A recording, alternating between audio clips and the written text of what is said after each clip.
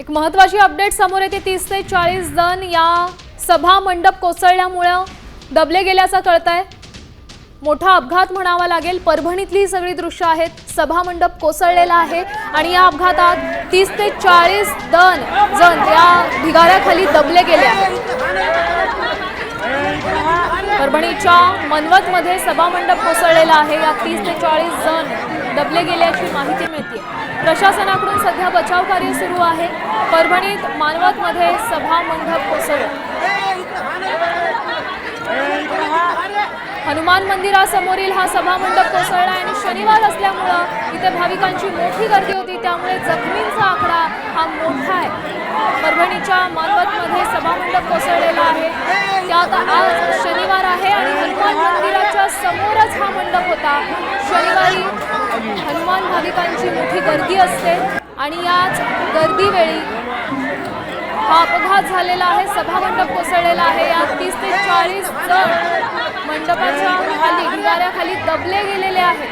मोठी बातमी आहे। परभणीतली ही सगळी दृश्य आहेत। प्रशासनाकडून सध्या बचाव कार्य सुरू असल्याचं कळतंय।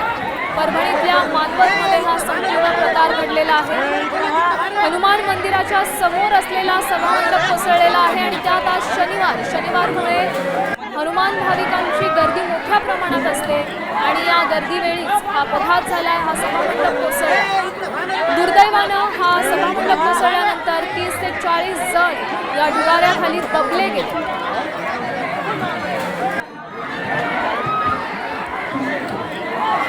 या संपूर्ण अपघाताची एक्सक्लुझिव्ह दृश्य तुम्ही सान टीव्हीच्या माध्यमातून पाहताय। बचाव कार्य सध्या सुरू आहे। प्रशासनाकडून या संपूर्ण अपघातानंतर बचाव कार्य युद्धपातळीवर सुरू आहे।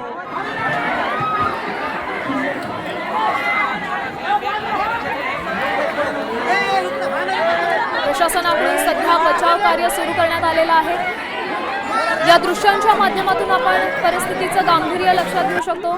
या संदर्भातली अधिकची माहिती देतात आपले प्रतिनिधी चैतन्य गायकवाड। चैतन्य, हा सभा मंडप कोसळण्याचं नेमकं कारण सध्या समोर आलंय का आणि किती जण जखमी झालेले आहे? सध्याची स्थिती काय आहे? आपण बघतोय परभणीच्या मानवत तालुक्यातील यशवाडी येथील प्रसिद्ध हनुमान मंदिरातील ही घटना आहे। या मंदिराचा सभामंडप कोसळल्याने त्याचा जो मलबा जो आहे तो खाली पडला आणि या ठिकाणी भाविक जे जमले होते या भाविकांपैकी 30 ते 40 जण या मलब्याखाली दबल्या गेल्याची प्राथमिक माहिती समोर येते। प्रशासनाकडून तात्काळ बचाव कार्य देखील या ठिकाणी सुरू झालेला आहे। परभणीच्या पालकमंत्री ज्या आहेत मेघना बोर्डीकर त्या देखील संपूर्ण घटनेवर लक्ष ठेवून आहे आणि त्याचप्रमाणे त्यांनी प्रशासनाला त्वरित मदत कार्य राबवण्याच्या देखील सूचना दिल्या आहेत। आपण बघतोय की या ठिकाणी भाविकांची गर्दी झालेली होती आणि आज त्यात शनिवार देखील आहे आणि त्यामुळे मोठ्या प्रमाणात भाविक या ठिकाणी दर्शनासाठी येत असतात। परिसरातील प्रसिद्ध असं हे हनुमान मंदिर आहेत आणि त्यामुळे भाविकांची दर्शनासाठी नेहमीच या ठिकाणी गर्दी होत असते। मात्र आपण बघतोय की आजची ही दुर्दैवी दुर्घटना देखील आहे। या मंदिराचा सभामंडप कोसळल्याने त्याचा मलबा जो आहे तो या ठिकाणी कोसळला आणि त्याच ठिकाणी दर्शनासाठी जे भाविक परिसरातून या ठिकाणी जमले होते त्यांच्या अंगावर हा मलबा कोसळल्याने या मलबाच्या खाली 30 ते 40 जण दबले गेले आहेत। या प्रकरणाची प्राथमिक माहिती जी आहे ती समोर येते। प्रशासनाकडून तातडीने बचाव कार्य देखील सुरू झालेलं आहे।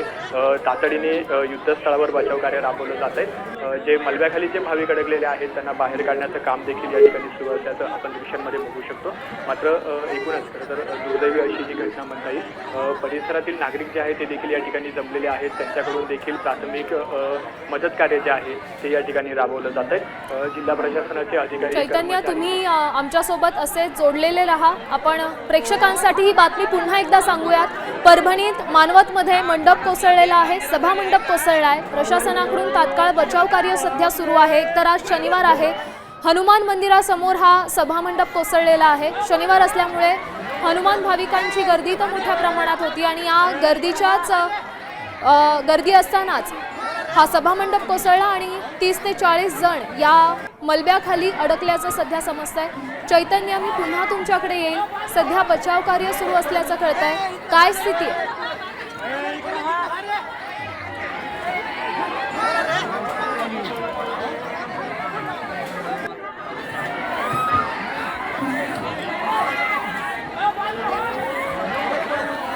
तिकडची दृश्य पाहता आपण या परिस्थितीचं गांभीर्य पाहू शकतो। खरं तर लोकांमध्ये गोंधळ उडालेला आहे। आपल्यापैकी आपल्या सोबत आलेला प्रत्येक जण सुरक्षित आहे का हे देखील इकडचे भाविक बघतायत, दुर्दैवानं काही जण याखाली अडकलेले आहेत। मंदिरातला सभामंडप कोसळलेला आहे आणि त्यामुळे 30 ते 40 जण या मंडपाखाली, या संपूर्ण ढिगाऱ्याखाली अडकलेले आहेत। प्रशासनाकडून सध्या मदत कार्य सुरू आहे, बचाव कार्य सुरू आहे।